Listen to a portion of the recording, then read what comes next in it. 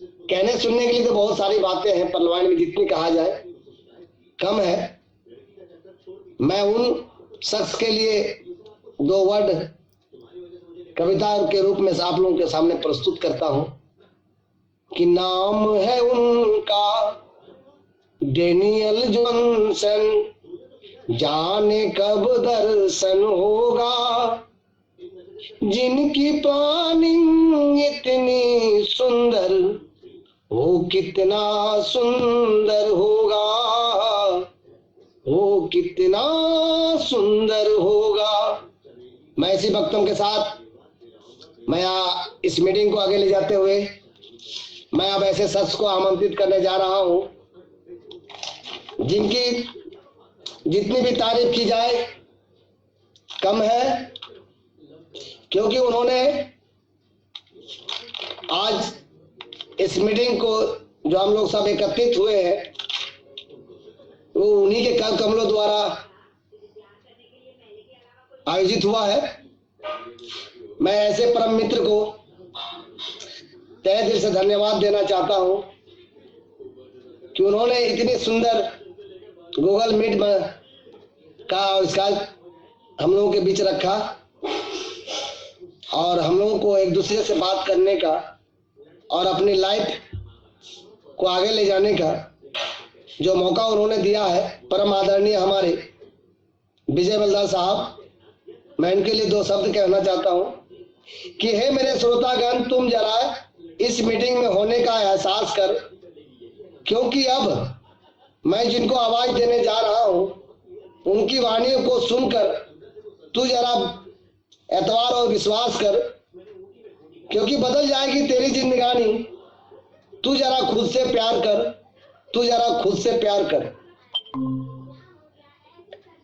मैं कहना चाहता हूं कि हे मेरे भारत में रहने वाले भारतवासियों, आओ मैं तुम्हें परलवाइन का प्लान दिखाता हूं, कैसे पैसे आते हैं इसका सिस्टम बताता हूं। 1 लाख नहीं, 2 लाख नहीं, करोड़ों कैसे कमाए जाए उनका उपाय बताता हूं। कि इस उपाय को बताने के लिए परम आदरणीय हमारे please hands together, please come on the stage mister Vijay Baldar sir, come on the stage, please big hand all my friends, come on the stage. Thank you Ratan sir, बहुत बहुत धन्यवाद आपका इस मंच पर मुझे भी लंच करने का मौका दिए। दोस्तों,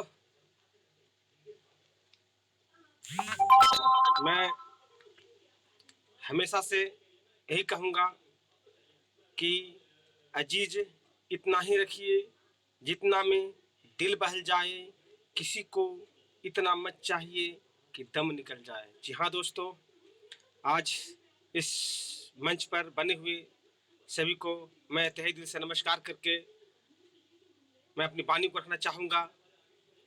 आज मैं कुछ ऐसे टॉपिक को मैं आज बताऊँगा, आज बहुत अच्छा लगेगा। बिल्कुल,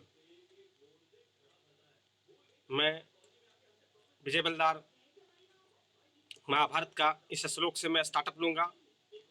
यदा यदा ही धर्मस्य ग्लानिर्भवति भारत अभ्युत्थानम धर्मस्य तदात्मानं सृजामहं पवित्राणां साधूनां विनाशाय तद्दुष्कृता धर्म संस्थापनार्थाय संभवामि युगे युगे, संभवामि युगे युगे। जी हाँ दोस्तों, मैं नमन करते हुए परम परमात्मा को मैं स्पीच करने जा रहा हूँ। दोस्तों, भगवान श्री कृष्ण जब जब धर्म की हानि हुई है, तब तब अधर्म बढ़ा है, तब तक धरती पर जन्म हुए हैं। अपनी योग माया को अपने अधीन कर कर धरती पर जन्म हुए हैं और उस धर्म को स्थापना की है। जी हाँ दोस्तों, उसी तरह से हमारा पार्लियामेंट का डॉक्टर डेनियल जॉनसन, उसी तरह से सारा नेटवर्किंग करके हम लोग थक चुके हैं, सारे नेटवर्किंग को देख के थक चुके हैं। हम लोग कहीं भी कुछ नहीं कर पा रहे हैं दोस्तों, कहीं भी कुछ नहीं कर पा रहे हैं। इसी को देखते उस परमात्मा ने कहना चाहूँगा, कौन है जो सपनों में आया, कौन है जो दिल में समाया। उस फलक के आसमां से उस परमात्मा ने जिस आत्मा को धरती पर लाया, उसका नाम है डॉक्टर डेनियल जॉनसन, जो पार्लियामेंट सिस्टम बनाया और गरीब को लखपति और लखपति को करोड़पति बनाया, लखपति को करोड़पति बनाया। जी हाँ दोस्तों, हमारे बीच डॉक्टर डेनियल जॉनसन उस परमात्मा के दया से इस सिस्टम को ऑर्गेनाइज किए होंगे, या कहीं नहीं कि उसके माइंड में ऐसा होगा कि नेटवर्किंग का नामो निशान मिटने वाला है, आदमी थक गया है, आदमी बर्बाद हो गया है, असहनीय हो गया है। मैं उसे बचाने के लिए मैं अपना एक सिस्टम को तैयार करूंगा, जो आज हमारे बीच में आ चुका है दोस्त, मिला है हम लोग को, जो 156 देशों को एक सूत्र में बांध रही है। जी हाँ दोस्तों, कहते हैं दोस्त, आज का टॉपिक, आज का सेशन आप बेशक बने रहिए, और हो सके तो आप अपने वीडियो कॉलिंग में रहिए। आपको मैं देखना चाहूंगा, आप लोग को देखते हुए मैं स्पीच रखूंगा। आज का स्पीच बहुत काफी लाजवाब है, आपको मन तन धन सारा चीज यहाँ से मिलने जा रहा है इस बीच स्पीच के माध्यम से। आपको आज लगेगा कि मैंने कोई स्पीच सुन रहा हूँ जो आपको सुनने लायक है।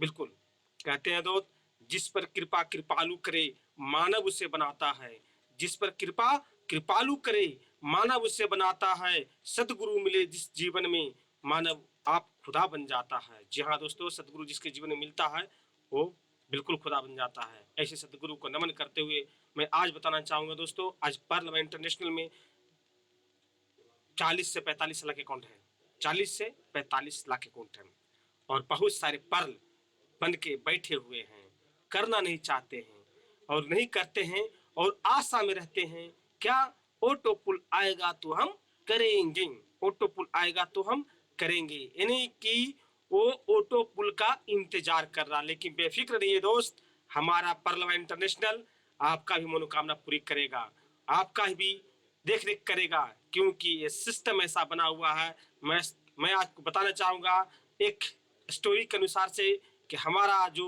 पर्ल का जो व्यक्ति जितना भी सुनेंगे मीटिंग के माध्यम से, आज जो जो भी बने हैं इस मीटिंग के माध्यम में दोस्तों, एक पेटू था। पेटू, पता है, पेटू एक ऐसा था कि काम नहीं करता था, कुछ काम नहीं करता था, सिर्फ 3 टाइम भोजन खाता था अपने घर में, 3 टाइम, कुछ काम नहीं, 3 टाइम भोजन करता था। 3 टाइम भोजन तो चाहिए ही चाहिए, लेकिन काम नहीं।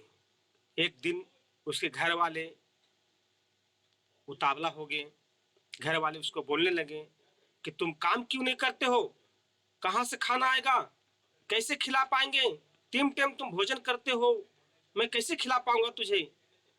लेकिन वो कान में रुइया ठूस लेता है, रुइया ठूस के सुन के बाहर, रुइया ठूस लेता, बाहर घूम घाम के फिर आता, फिर अपने से काढ़ कुड़ के जो खाना बनता, खाना बना के खा लेता, या बना हुआ खाना को खा लेता। ये परिस्थिति को चलने लगा। इसी तरह से हमारा पर्ल वाइन में जो पर्ल है ना, वो इसी तरह सोचते हैं कि मैंने तो पर्ल लगा दिया, मैं पेटू बन जाता हूँ, जो 32 लाख आएगा ना तो मैं खाऊंगा, तब मैं करूंगा। इस तरह से पर्ल में आदमी बैठे हुए हैं पर्ल बन के। जी हाँ दोस्तों, मैं स्टोरी से आज उनको बताना चाहूंगा और दिखाना भी चाहूंगा कि बिल्कुल आप इस तरह भी सोचेंगे तो बहुत ही अच्छा रहेंगे, फिर भी अच्छा है, क्योंकि आप भी बहुत अच्छे हैं, क्योंकि पर्ल जब सिस्टम आप बने हैं तो आपका भाग उदय हो चुका है। जी हाँ दोस्तों, जिस तरह पेटू का भाग उदय हो चुका है दोस्तों। कहते हैं दोस्त, जब वो तंगी तंगी हो गया घर से, तो उसके घर वाले निकाल दिया उसको, पेटू को, बोला कि यार जाओ, तुम हमेशा खाली खाली खाना खाना करता कमाता है नहीं, तुम भागो घर से, भागो, तुमको हमको नहीं रखना है, जाके भीख मांग के खाओ, ये करो वो करो, बहु अन्न बल बोल के उसको घर से बाहर निकाल दिया। लेकिन वो पेटू का एक ही मकसद था कि मुझे खाना है। जैसे पर्ल को एक ही मकसद है कि ऑटो पुल आएगा तो करेंगे, ऐसे तो उठ ही नहीं रहा है, एक ही मकसद है। उसी तरह पेटू का भी एक ही मकसद था कि हमको खाना है, 3 टाइम खाना है, खाना है, खाना है। जी हाँ दोस्तों, जब उसको घर से निकाल दिया गया तो उसको भूख लगा। जब उसको भूख लगा तो ढूंढने लगा कि खाना कहाँ मिलेगा, खाना कहाँ मिलेगा। किसी मंदिर के पास गया, मंदिर के पास जो भोजन था, जो परोसा जा रहा था, उसमें बैठ के वो खाना खा लिया, एक टाइम तो खा लिया दोस्त। लेकिन वो भोजन वहां से फिर दूसरा टाइम खाने का आया समय, तो क्या करेगा पेटू, फिर तो खाना नहीं मिलेगा। तो किसी से पूछा कि भाई कहीं खाना बनता है, कहीं लंगर वगैरह चलता है, मैं वहाँ खा लूंगा जाके। तो बोला कि यार खाना तो करे, लंगर तो चलता लेकिन बहुत दूर यहाँ से है, जाना मुश्किल है आपको। तो हाँ, शाम के शाम भर पेट खाना मिलेगा, शाम के शाम भर पेट खाना मिलेगा आपको। सो आप यहाँ के जो मंदिर में जो आए हैं, इन मंदिर का पुजारी को आप पकड़ लीजिए, तो आपको भरपेट खाना मिलेगा। पेटू बोला अच्छा ठीक है। गया तो दिख रहा है उसको कि एक उसी तरह के जैसा वो मोटा हट्टा कट्टा तीन पेटू खा हमेशा मोटा ताजा था, उसी तरह से एक पंडित को देखा कि उसी तरह से मोटा था। वो सोचा कि मेरे तरह ये भी खाता होगा, मुझे मेरी तरह ये भी 3 टाइम खाना खाता होगा, इसीलिए मोटा उटा हो गया ही। तो मैं इसी को पकड़ लेता हूँ, हो सकता जो खाएगा से हमको खिलाएगा। फिर उसने क्या किया, उसके पास गया, बोला पंडित जी नमस्कार। बोला नमस्कार बच्चा, नमस्कार, बैठो बैठो। बोला पंडित जी से हमको कुछ काम नहीं चाहिए, काम चाहिए, लेकिन हम 3 टाइम भोजन करेंगे। तो आप भगवान के पास जाएगा, मंदिर के पास, तो उसको क्या काम मिलेगा? वैसा तो कुछ काम है नहीं वहाँ पर कि तुम कुल्हाड़ी चलाओ, बर्तन मैसो या बोझा उठाओ। पंडित के पास गया है, बोला ठीक है से तुमको 3 टाइम भोजन मिलेगा, लेकिन जो हम कहेंगे से तुमको करना होगा। तो जी गुरु जी जो बोलिएगा सो हम करेंगे। दोस्तों बोला कि शाम के शाम आरती होती है, यहाँ शाम के शाम आरती होती है, बस तुमको कुछ नहीं करना है, सबसे पीछे लाइन में रहना है, सबसे पीछे लाइन में रहना है आपको, और वहीं से आपको देखना है आरती, खाली भीड़ लगाना है। क्या लगाना है? भीड़, भीड़ लगाना है कि मुझे भी गर्व हो कि मेरे माध्यम से कोई इस मंदिर में आया है जो भीड़ लगा रहा है। तो बोले जी गुरु जी मैं इसी करूंगा। तो जब आरती होती थी दोस्त, तो वो पेटू सबसे पीछे खड़ा रहता था, और जब आरती, जब आधा घंटा के बाद आरती खत्म होती है तो भोग लगता था, हर शाम को हर भोग लगता था, और उस भोग के माध्यम से वो पेटू को खाना मिलता था, पेटू को खाना मिलता था।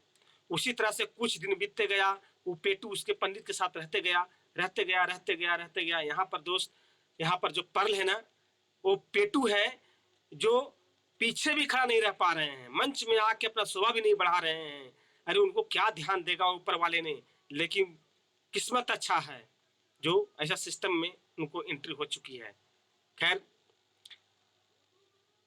जब वो पीछे खड़ा रहा तो दोस्तों जब आरती खत्म हुई तो एकादशी का दिन आ गया, जिसमें पालन करना पड़ता है कि एकादशी जब तक चलता रहे तब तक तुमको पालन करना है। तो दोस्तों जब पालन की बात आई तो पेटू को हड़बड़ी मच गया। जब हम लोग पर्ल वाले को बोलते हैं कि सर 4 आदमी बताना है, तो सर 4 आदमी हम कहाँ से बताएंगे, मुझे दिक्कत हो जाएगा, हम किसी को बोलेंगे कोई नहीं करता, इससे उससे फला चिना अपना माइंड डाइवर्ट करके कुछ न कुछ बताएगा, लेकिन नहीं करेगा। उसी तरह से एकादशी का दिन आ गया, उस पेटू को जब पालन करने के समय आएगा अब तो भूखे रहना होगा, जब तक एकादशी चलता है तब तक खा नहीं सकते हैं भरपेट। तो उसने क्या बोला, बोला पंडित जी से मैं आपको एक बात बोलना चाहूंगा। तो बोलो बच्चा क्या बोला चाहते हो? तो बोला कि से हम बिना खेले नहीं रह सकते हैं, हम खाएंगे तभी हम रह पाएंगे, नहीं तो हम मर जाएंगे, हमको आदत है खाने का 3 टाइम। पंडित बोला कि सही भूखड़ है, ये बिना ऑटो पुले ले करबे नहीं करेगा, ये बहुत सही भूखड़ है, इसके अंदर जुनून नहीं है, एकादशी करने का पावर नहीं है पेटू के पास। जिस तरह पर्ल वाइन में पर्ल को बिना ऑटो पुले ले उसको भूख मिटेगा ही नहीं, वो देखेगा तो करेगा नहीं। तो पेटू को समझ गया पंडित को ये बिना खेले ही मानेगा नहीं। बोला ठीक है कोई बात नहीं है, से लो हंडिया में वहां पर रखा हुआ है, से तुम सरजू नदी के किनारे जाके वहीं बना के खा लो, यहाँ पर तो बनेगा नहीं, यहाँ पे एकादशी चल रहा है, सो यहाँ बना के खाना नहीं है, तुम सरजू नदी के पास जा दो, अपना सामग्री उठा लो और चले जाओ। पेटू बोला ठीक है हम जाके वहाँ बना के खा लेंगे। उसने अपने अनुसार जितना भी सामग्री थी अपना अपना झोला में उठाया वो और रख लिया, सरजू नदी के किनारे चला गया। जाने लगा तो वो बोला पंडित उससे कि जा रहे हो गया? तो हाँ, तो ये काम करना तुम वहां पर क्या खा तो लेना, लेकिन भोग लगा के खाना, भोग लगा के खाना, भोग लगा के। जिस तरह भोग लगता है ना आरती के समय में तब खाता है ना सब कोई, उसी तरह से तुम कम से भोग लगा लेना, उसके बाद खाना। तो ठीक है पंडित जी, हम भोग लगा के ही खाएंगे। लेकिन दोस्त, जब वो सरयू नदी के पास गया तो जाना था कि राम जी का भोग लगता है, राम जी का भोग लगता है। तो उसने क्या किया, दो आदमी का खाना बनाया, वो अपना, एक राम जी का। लेकिन दोस्त, सोचने की बात यहाँ पर, डिफेंस बात यहाँ पर आ रही है आप हमारे सामने, कि उस पेटू को उस मंदिर में आरती जब होती थी तो पीछे रखा जाता था, है ना, पीछे, उसको पीछे रखा जाता था, ताकि पेटू को आज तक देखा नहीं था कि भोग कैसे लगता है, या भोग राम जी खा रहे हैं कि नहीं खा रहे, एक कभी देखा नहीं था। जिस तरह पर लवाई में पर तो बन गए हैं, लेकिन सिस्टम को कोई देखा नहीं है कि ऑटो पुल कैसे आता है या कैसे मिलता है, ये नहीं देखा है। लेकिन खाने का उतावला है, ऑटो पुल लेने के लिए उतावला है, उसी तरह से पेटू खाने के लिए उतावला था। लेकिन गुरु जी का जो उनको रहने का आश्रय दिया, उस पंडित जी का बात उसको थोड़ा सा ध्यान रखा, बोला ठीक है, बाबा बोले हैं कि भोग लगाने के लिए, तो मैं भोग लगा के खाऊंगा। लेकिन उसको भोग लगाने नहीं आता था दोस्त, जिस तरह पर्ल को बताने नहीं आता कि कैसे बताए पर्लवान को, तो उसको भोग भी लगाने नहीं आता था। लेकिन उसको भाव में हमेशा था क्या, कि हमको तो खाना है, भोग लगा देंगे और हम खा लेंगे, उस जिस तरह हम लोग पर्ले में पोटो पुलाएगा। तो दोस्तों, जब वो दो आदमी का खाना बनाए, वो अपना, एक राम जी का, लेकिन उसको भोग लगाने नहीं आता था कि भोग लगेगा कैसे। तो उसका एक ही माइंड में था कि राम जी आके खाएंगे तबे तो हम खाएंगे, क्योंकि भोग लगेगा तो खाते थे, या नहीं खाते तो कभी देखा ही नहीं था, क्योंकि पीछे रहता था खड़ा। लेकिन उसके माइंड में बस था कि राम जी आके खाना खाते हैं तब सब कोई खाता है। तो उसने दो आदमी खाना बनाया, और खाना बना के, और जो आरती वो गाता था वहां पर आरती, तो उसको आरती भी नहीं आता था, उस मंदिर का कुछ नहीं उसको आता था। लेकिन उसको मन में था कि जितना जल्दी हो सके राम जी आके खा ले, और फिर उसको बता खाना खा के पेट भर ले। तो उसने खाना दो भोग लगाया और बोला का, राजा राम आइए, सीताराम आइए, राजा राम आइए, राजा राम आइए, आइए प्रभु जी भोगे खाइए, राजा राम आइए, सीताराम आइए। ऐसे एक गाते रहा, इसको तो आरती गाने आता नहीं था। तो हमेशा ये गाता रहा, एक गाता, इसका भाव बोलते बोलते, जिस तरह परलवाइन को अगर बताते रहेंगे ना, तो बताते बताते आपके अंदर में जो ऊर्जा आएगा ना दोस्त, तो ऑटोमेटिक आप किसी को बता पाएंगे और समझा पाएंगे। बस थोड़ा सा ध्यान रखने की जरूरत है। जब वो पेटू बार बार राम जी को पुकार रहे थे कि राम जी आएंगे तभी तो हम खाएंगे, हम उनके भोग लगाने से कैसे खा लेंगे, सब तो उसी तरह खाता था, ये उसके पास अच्छी आदत घुस गई थी पेटू में।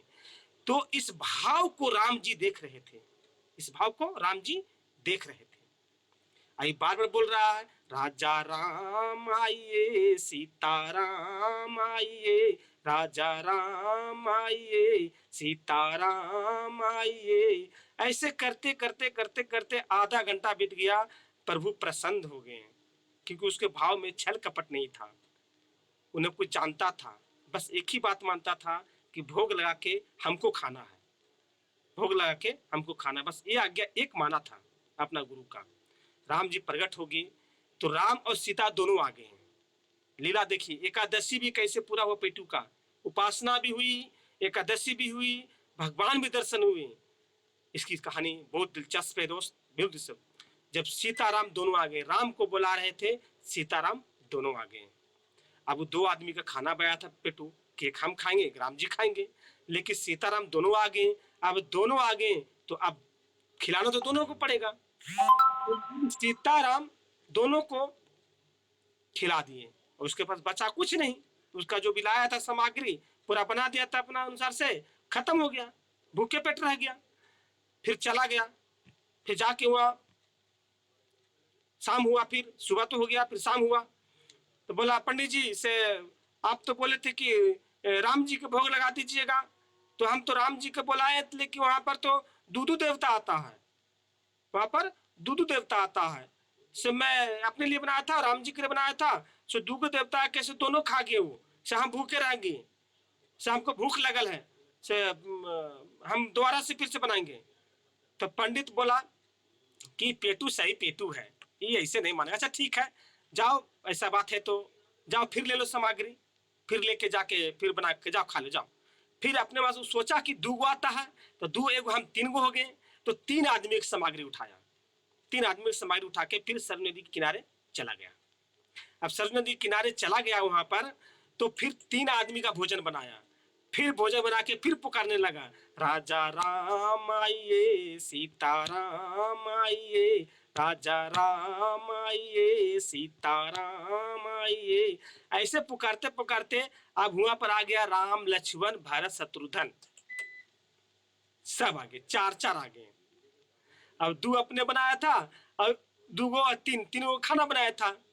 तो अब 4 आदमी आ गया वहां पर, तो पेटू बोले अभी तो 4 गो आ गया, तो फिर भूखे रह जाएंगे, हमको तो खाना नहीं मिलेगा। तो राम लक्ष्मण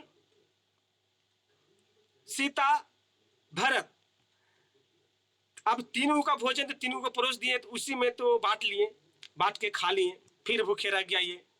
फिर दोबारा पंडित के पास गया, बोला पंडित जी अब वहां पर से 4 देवता आ गए, हम तो खा ही नहीं पाए, अब वहां 4 देवता आ गया, तो हम क्या करें। तो पंडित को शक हो गया, बोला कि इसको सामग्री देते हैं ना, ये जाके कहीं बेचता होगा या ये किसी को खिला देता होगा, ये सब कुछ जरूर कुछ नुकसान कर रहा है, जरूर कुछ कर रहा है, पेटू है ना ये मानेगा इसे नहीं। बस ठीक है, तुमको जितना इच्छा है खाने के लिए तुम ले जाओ उठा के। तो 4 आदमी का खाना ले गया और अपना खुद ले गया, 5 आदमी का खाना ले गया अपनी दोस्त। फिर दोबारा गया, लेकिन पंडित को शक हो गया, बोला कहीं ना कहीं फॉल्ट है, कुछ तो बात है, इतना खाना तो नहीं खा सकता है ये, 5 से 10 से ले जा रहा है, इतना भोजन तो नहीं खा सकता है, जरूर कहीं बेचता होगा, खाता होगा। चला गया और फिर पेटू लेके सरयू नदी किनारे फिर बनाने लगा। बनाया तो अबरी बनाया नहीं पेटू, खाना बनाया नहीं, क्योंकि वो बार बार दिमाग में चलने लगा कि हम जब बना देते हैं और जब पुकारते हैं तब बनाने से बेसी आ जाता है, ज्यादा आ जाता है, तो फिर हम भूखे रह जाते हैं। अब जितना आएंगे ना उसी हिसाब से बनाएंगे और तब हम खा लेंगे अबरी, ये सोचा। तो बने भी नहीं किया, अब बनाने से पहले ही पुकारने लगा, राजा राम आइए, सीता राम आइए। अब बनाने से पहले वो गाने लगा। तब अब गा रहा है तो भाव तो बहुत अच्छा था उसका कि भाई उन लोग आएगा, कितना आदमी आ जाता है, बोलते हैं एक बुलाते हैं 2 गो आता है, 2 गो बुलाते हैं 3 गो आता है, 3 गो बुलाते हैं 4 गो आता है, और हम भूखे होके चल जाते हैं घर। तो इस समय बिना बनाए हुए बुलाया, तो अब पूरा गण आ गया, राम सीता लक्ष्मण भरत शत्रुघ्न हनुमान सुग्रीव, जितना उसका बांधर सेना सब आ गए टोटल। अब टोटल आ गया तो अब सोचने लगा कि हाँ, तो पेटू को बोला कि पेटू को बोला राम जी को भोग लगाओ, हम लोग खाएंगे, हम लोग आ गए भाई। तो बोला प्रभु यही तो बात है, मैं भी तेज हो चुका हूँ, मैं भी जानता हूँ, मैं समझ रहा हूँ कि आप हमसे छल कर रहे हैं। हम बना देते हैं और हम जितना आदमी को बनाते हैं आप उससे ज्यादा आदमी लेकर चलाते हैं और हमको भूखे बजा देते हैं, घर में भूखे बजा देते हैं, इसीलिए तो मैं अभी नहीं बनाया हूँ, अभी बनाया ही नहीं हूँ। मैं सोचा कि जब आप लोग आ जाएंगे तब मैं बनाऊंगा, तब मैं खा पाऊंगा, मैं गिन के बनाऊंगा कितना आदमी आता है यहाँ पर। तो राम जी हंसने लगे, तो बोले कि तब भोग तो हम आ गए, तो भूरा भोग खाए तो जाएंगे नहीं। तो पेटू बोला कि इतना आदमी आ गए यहाँ पर, इतना सब आ गए हैं, तो हम कैसे बनाएंगे इतना आदमी को, हम नहीं बना पाएंगे। सब रखा हुआ सामग्री आप अपने बनाइए और सब खाइए और हमको भी थोड़ा सा खिलाइए। एकादशी का लास्ट दिन था वो। अब गुरु जी उसका जो पंडित था पीछे से आके देख रहा था, पीछे से कि क्या करता है पेटुआ, कहीं किसी को खिलाता है बांटता है। तो देख रहा है क्या कि अपने से चावल निकल रहा, अपने से तसला निकल रहा, अपने से आग जल रहा, अपने से झाड़ू मरा रहा है, बजरंगबली पूछ से झाड़ू बहा रहे हैं, सीता माँ खाना बना रही है, राम जी बैठे हुए हैं, लक्ष्मण दास लकड़ी ला रहे हैं। मैंने ये पेटू पूरा दिख रहा था सबको, लेकिन उससे गुरु जो पंडित था उसको नहीं दिख रहा था, उसको नहीं दिख रहा था, लेकिन वो अदृश्य दिख रहा था कि ऑटोमेटिक तरीका से सारा हो रहा था। जिस तरह परलवाई में दोस्त ऑटोमेटिक तरीके से सारा चीज होता है, बस आपकी आंख नहीं अच्छा है, आप देखने की दृष्टि नहीं है, समझने की ताकत नहीं है। उसी तरह से उस पंडित, जो पेटू का जो गुरु था पंडित, उसको देखने का नजरिया ऐसा नहीं था, उसका भाव ऐसा नहीं था। तो वो देखा तो फिर उसके पास गया, पेटू के पास गया, बोला कि पेटू ये सब कैसे हो रहा है, क्या है? तो बोला देखिए ना पंडित जी, गुरु जी से देखिए ना, हम आपके लिए फिर लेके आए थे कि 4-5 गो आते हैं, अभी तो पूरा बानर सेना बहुत सारा आ गया यहाँ पर, इतना सारा आ गया कि इतना तो हमको आज फिर भी खाना नहीं मिलेगा। तो बोला कि आज तो हम देख रहे हैं लेकिन मुझे दिखाई नहीं दे रहा है, हो तो रहा लेकिन दिखाई नहीं दे रहा, कौन कौन है सबको बताओ। पेटू से पूछने लगा कौन कौन है बताओ। तो बोला कि प्रभु यहाँ पर राम जी हैं, लक्ष्मण जी हैं, भरत जी हैं, शत्रुघ्न जी और सीता मैया हैं, हनुमान जी हैं, सुग्रीव जी हैं और पूरा वानर सेना है, ये सारे हैं, हमें सबको दिख रहा हूँ, आपको नहीं दिख रहा है? तो बोले नहीं हमको तो नहीं दिख रहा है। से बोले कि क्या कैसे हो सकता है, हमको तो दिख रहा, हम तो सब देख रहे, आँच लगा रहे सीता मैया, प्रभु बैठे हुए हैं, देखिए राशन धरा रहे हैं लक्ष्मण भैया, बजरंग में झाड़ू लगा रहे हैं। अब वो पंडित देख के बोला कि हमको नहीं दिख रहा, लेकिन थोड़ा सा प्रभु को बोलिए कि हमको क्यों नहीं दिख रहा है। पेटू को बोल रहा है कि हमको क्यों नहीं दिख रहा है। तो पेटू बोला राम को कि प्रभु से हम तो सबको देख रहे हैं, लेकिन ये हमारा गुरुजी बोल रहे हैं कि इनको कोई देख नहीं रहा है, कोई दिख नहीं रहा है, ऐसा क्यों हो रहा प्रभु? तो राम जी क्या बोल रहे हैं कि भक्त, जो भावना, जो भाव जो तेरे अंदर में है ना, सो आपके गुरु में नहीं है। जो भावना, जो भाव तेरे अंदर में है ना, आपके गुरु में वो भावना नहीं है, इसीलिए हम उनको नहीं दिख सकते।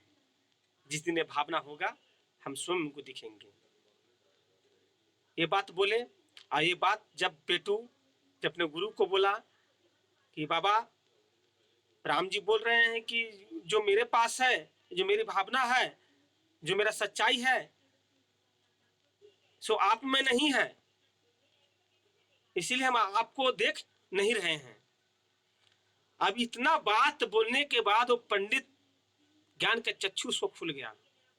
मंदिर में तो सेवा किया, बहुत किया, सब चीज किया, लेकिन भावना नहीं रख पाया, अपने आप को कभी सींच नहीं पाया, प्रभु के प्रति सींच नहीं पाया। समझ में आ गया उसको कि ठीक बोलता है पेटू कि हमारा में वो चीज भावना नहीं है। हमने जजमान को हमेशा जजमानी किए और जजमानी लिए और झोली भरे। आज तक प्रभु को हम तो सोचते कि खाली पत्थर में है, ये है वो है, लेकिन वैसा भावना नहीं है। इतना बोलते ही पेटू के पैर पर गिर गया वो गुरु। अब बोलने लगा कि तुम धन्य हो, जो तुम्हारे त्रिस धन्य हो गया, जो आपने राम का दर्शन किया, मैंने पूरा जिंदगी गुजार दिया, सो आज तक दर्शन नहीं हो पाया, दर्शन नहीं दे पाया। दोस्त उसी तरह से पर्ल वाइन में जो पर्ल बने हैं, बस आप पेटू बने हैं, एकदम बने रहिए। आपको ऊपर वाला देख रहा है, सिस्टम देख रहा है, करवाएगा, आपसे भी करवाएगा, पक्का करवाएगा। कहाँ जाइएगा, आईडी जब लग चुकी है ना तो ऑटोमेटिक चलता है, आप रूपी चलता है सिस्टम, रोबोटिक सॉफ्टवेयर आपको भी बनेगा।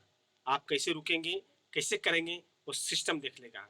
इसलिए दोस्त मैं कहना चाहूँगा कि इस मंच पर जो नहीं सीखे हैं, जो नहीं सीख पा रहे हैं, मंच पर आके सीखे, सब कोई सीखे इस मंच पर, क्योंकि पर्ल को भी रूबी जाना पड़ेगा।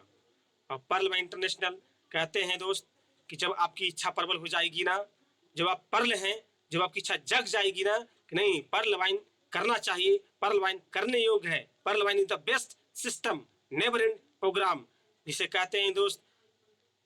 जब आप दिल से ठान लेंगे ना, जब आपकी अंदर में पर्ल वाइन के प्रति प्यार जग जाएगा ना, तो उस परमात्मा के दया से कहते हैं दोस्त, प्रबल भक्त के पल्ले पड़कर, प्रबल भक्त के पल्ले पड़कर प्रभु को नियम बदलते देखा, प्रबल भक्त के पल्ले पड़कर प्रभु को नियम बदलते देखा, मेरा मान टले तो टले, भक्त का मान न टलने देता।